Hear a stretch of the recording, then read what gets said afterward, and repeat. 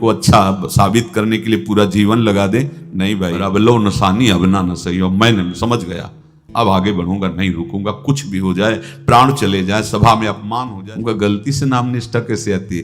तो वो किसी पद के अधिकारी थे जिसमें किसी कानून के विरुद्ध उसमें दस्तखत कर देने से करोड़ों रुपया उनको प्राप्त होना था। तो रात्रि में ऑफिस में बुलवा के उन्होंने वो गलती कर दी, दस्तखत की, बड़े अधिकारी थे, और वो उनको षड्यंत्र है, और पहले से कैमरा रख दिया गया था, पूरा वीडियो लेते देते, बातचीत करते, दस्तखत करते, सब प्रमाण।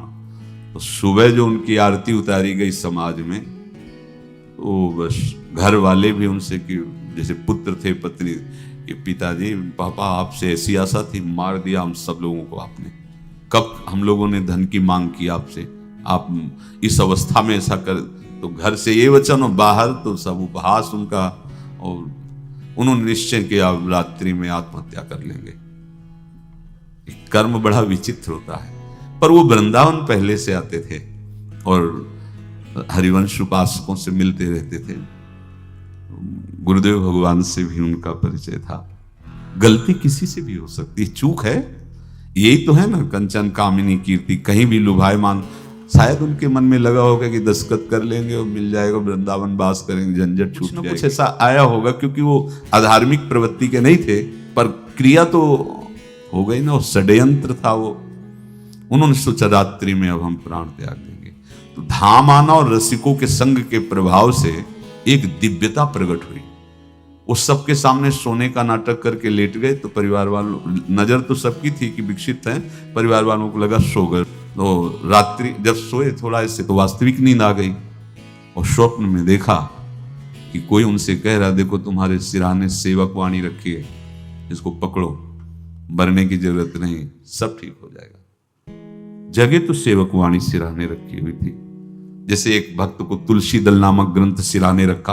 अरे अलौकिक शक्ति संपन्न भगवान और भगवान के पार्षद हैं। बस सब बात हट गई, और उनकी जिह्वा और उनके मन ने, जैसे ना मरने वाले को प्राण मिल जाए कि भाई प्राण रक्षा, ऐसा को श्री हरिवंश हमारे रसिक समाज में जब वो आते थे, उनका अच्छा सम्मान होता था।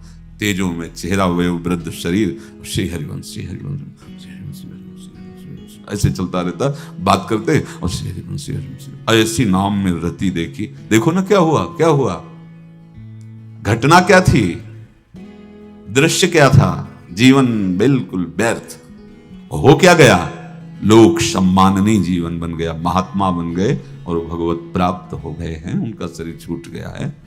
तो यहां कह रहे हैं कि तुम्हें किसी भी हेतु से अपनी चिंता नहीं अब करनी।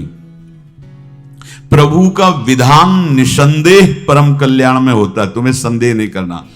कड़ुआ हो सकता है, लेकिन अवसर तो मिल जाएगा श्री जी की तरफ भागने का।